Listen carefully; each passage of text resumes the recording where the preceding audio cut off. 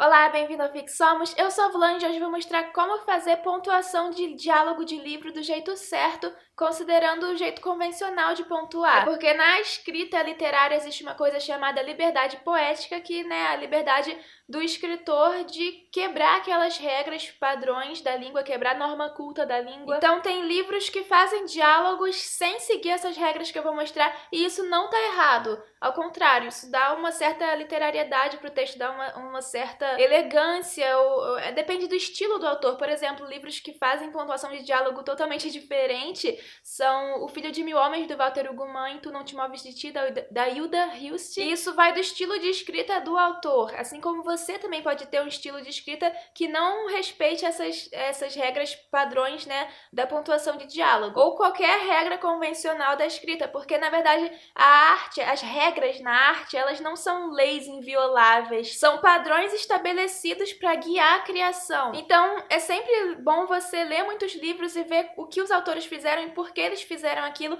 Isso se aplica também à pontuação de diálogo. Você lê muitos livros e vê como os diálogos estão pontuados, e se tiver de um jeito diferente do que eu falo aqui, pode tentar entender por que o autor fez isso, o que isso gera, o efeito que isso gera pro leitor. E então nesse vídeo eu vou falar sobre as regras convencionais de pontuação de diálogo. No caso, a gente vai tratar aqui de falas no discurso direto, ou seja, o personagem falando diretamente, sem intermédio do narrador. Então, ao invés de ser o narrador dizendo fulano estava feliz, é o personagem dizendo eu estou feliz. Para você entender melhor os tipos de discurso, eu vou deixar aqui no card um vídeo que eu já fiz sobre isso. Para mostrar então a pontuação de diálogo, eu fiz um diálogo aqui de exemplo, que eu vou usar durante o vídeo. Maria chegou perto de Léo e disse: "Eu sei quem é o culpado." "Quem?" disse Léo. "Estou curioso para saber." "Não posso contar agora." "Ah, por favor," ele resmungou. "Não vou falar." Ela se afastou e deu uma risadinha. "Maria," disse Léo, "você é uma chata." Dá pro gasto, pelo menos como exemplo. A primeira coisa sobre pontuação de diálogo é que as falas, elas ficam cada uma em um parágrafo isolado. Lembrando que o parágrafo ele tem aquele espaçamento antes, que se você estiver escrevendo no Word, por exemplo, você pode apertar Tab, ou se não, você pode dar alguns espaços.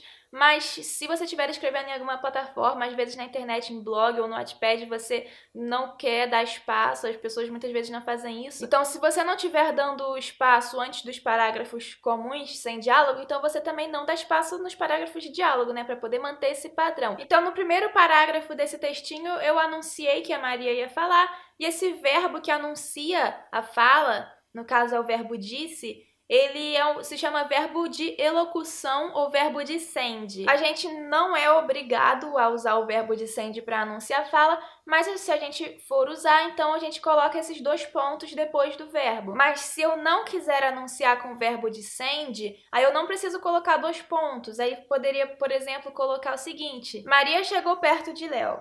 "Eu sei quem é o culpado." Ou então, Maria chegou perto de Léo. "Eu sei quem é o culpado," disse.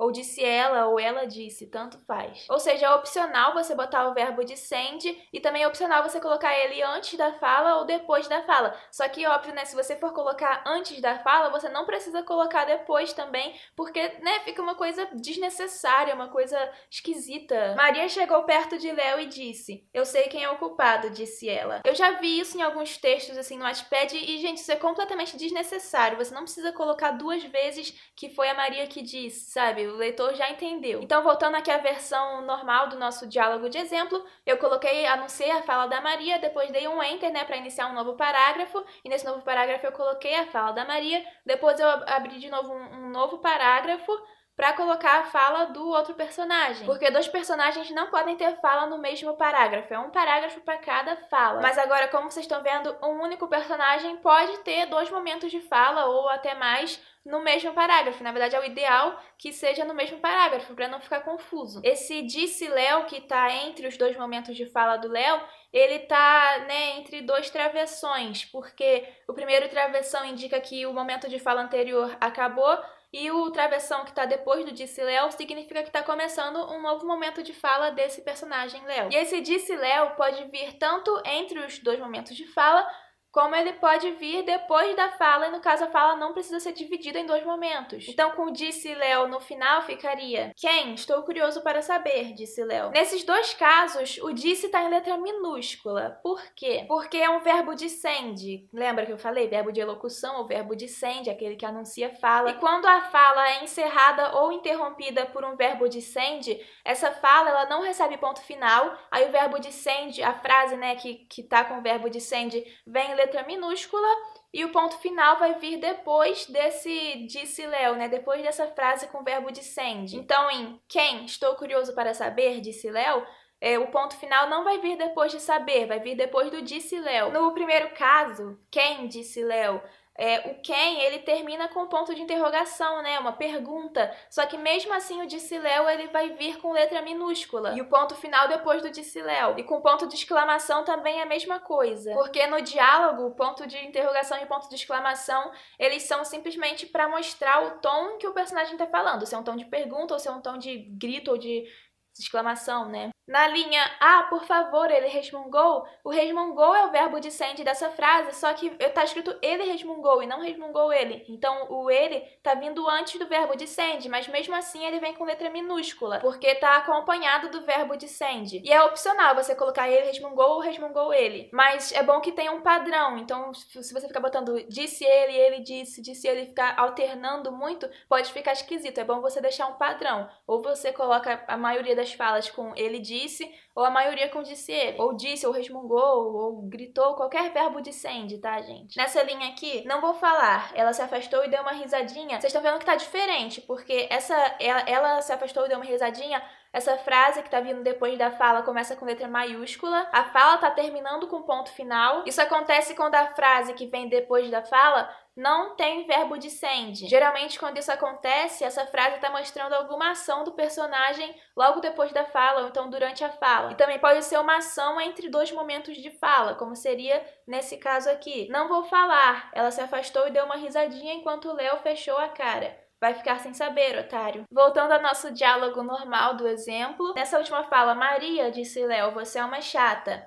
A gente tem uma frase que tem uma vírgula no meio, né? A fala, no caso, tem a vírgula no meio. A fala é Maria, você é uma chata. Como Maria é um vocativo, tem essa vírgula depois. Só que o disse Léo tá cortando a fala justamente onde fica a vírgula. Quando isso acontece, a vírgula é transferida para depois do travessão que encerra a frase com o verbo dissende e não tem espaço entre o travessão e a vírgula. Agora, se você quisesse colocar uma ação, né, como a gente viu aquelas frases que indicam a ação do personagem logo depois ou durante a fala, se você quisesse colocar isso ao invés do disse Léo, você simplesmente não ia poder usar vírgula nessa frase, então você ia ter que reformular. Você ia ter que substituir por ponto final, ou por reticências, ou por ponto de exclamação, o jeito que você achar que representa melhor o tom em que o personagem está falando. Então, por exemplo, ficaria Maria, Léo fechou a cara, você é uma chata. De algum desses jeitos que está aparecendo aqui. Qualquer um você escolhe. Sendo que as reticências, já que elas indicam, né, uma coisa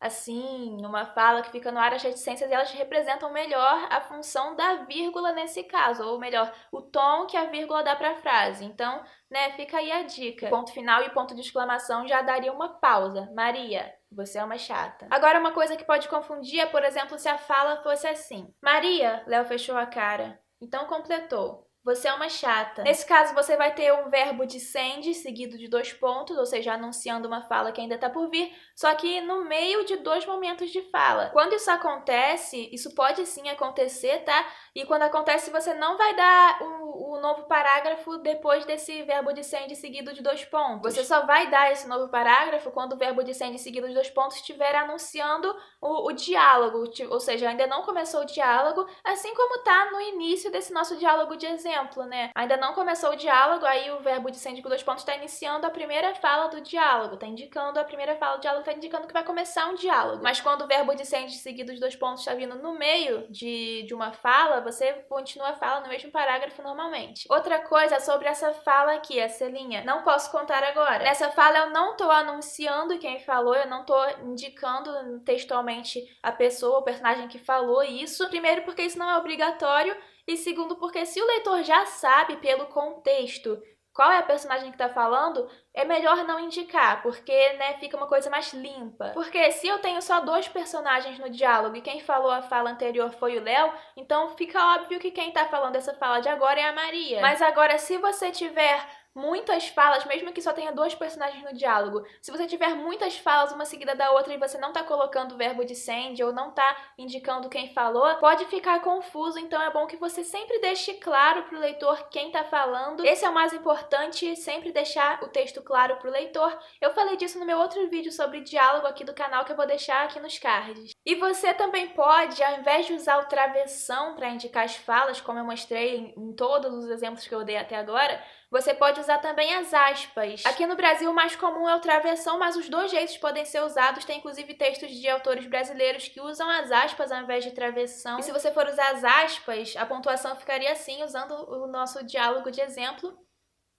Como você tá vendo, as aspas são fechadas depois do ponto final, ou do ponto de interrogação, ou do ponto de exclamação. As frases com verbo de send continuam letra minúscula, e as frases sem verbo de send continuam com letra maiúscula do mesmo jeito que eu expliquei. Mas tem diferenças. Uma diferença tá na fala, ah, por favor, ele resmungou. Depois do por favor e antes de fechar as aspas, eu coloquei uma vírgula. Essa vírgula, ela entra na pontuação com aspas, sempre depois de uma fala que tá vindo seguida de uma frase com verbo de send. Outra diferença tá em Maria, disse Léo, você é uma chata. Do mesmo jeito que na frase anterior, com ele resmungou, aqui a gente tem uma frase com verbo de send depois da fala, então a gente tem a vírgula depois do Maria e antes de fechar as aspas. E a gente também vai ter, nesse caso, uma vírgula depois do disse Léo. A vírgula vem depois do disse Léo, colada nessa frase com verbo de send, ela não vai vir depois de você abrir as aspas, como era no caso que ela vinha depois do travessão. Aqui vai ser diferente. E se eu quisesse substituir o disse Léo por uma frase indicando ação, né, a frase sem verbo de send,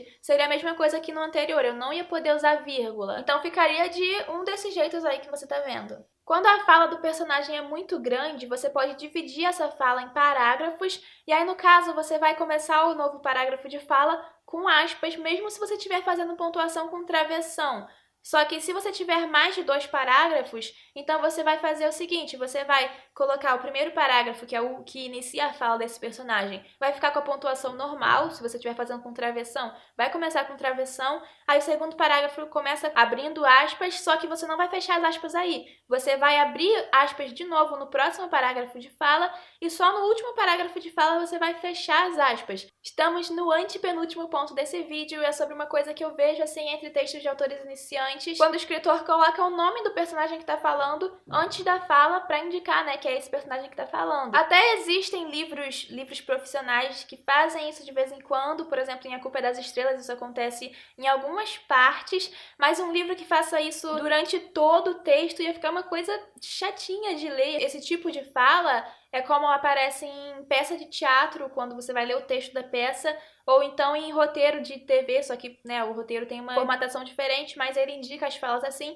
Mas em livro, em romance, em conto, isso geralmente não acontece, tá bom? Porque realmente não tem necessidade de se fazer isso num texto que a pessoa vai ler e não vai assistir como é no teatro ou na televisão. O penúltimo ponto é que essas ações que acontecem logo após a fala ou durante a fala do personagem, você também pode colocar isso num parágrafo isolado ao invés de colocar logo depois da fala. Mas o importante é sempre deixar claro pro leitor quem tá falando o quê. Então você pode colocar uma fala da Maria e depois no próximo parágrafo alguma ação de qualquer um dos personagens e no próximo parágrafo uma fala de alguém, seja da Maria, seja do Léo, seja de qualquer personagem que esteja nesse diálogo, mas é sempre importante deixar claro pro leitor de quem é aquela fala e quem tá falando o quê, sempre.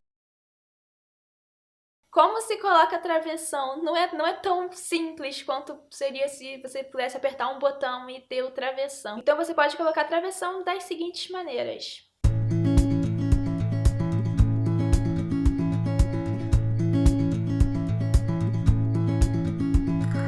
Wish that I could stay. Wish for this moment to never go away. But it's all in my mind. Though I know that there is nothing to find. You're a beautiful sight in the summer night. And And you can't put up a fight in the misty light.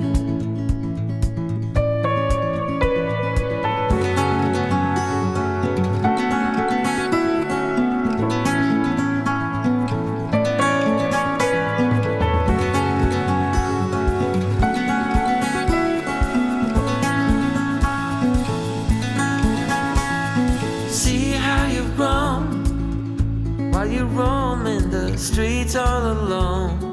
E esse foi o vídeo de hoje, eu espero que tenha ficado legal, espero que tenha ficado bem completinho. Se você tiver alguma coisa pra acrescentar ou alguma dúvida, coloca aí nos comentários. Se esse vídeo foi útil pra você, então deixa seu like e compartilha o vídeo pra mais pessoas poderem entender melhor como se faz pontuação de diálogo e pra ajudar a trazer mais pessoas aqui pro canal crescer. Muito obrigada por assistir e até a próxima!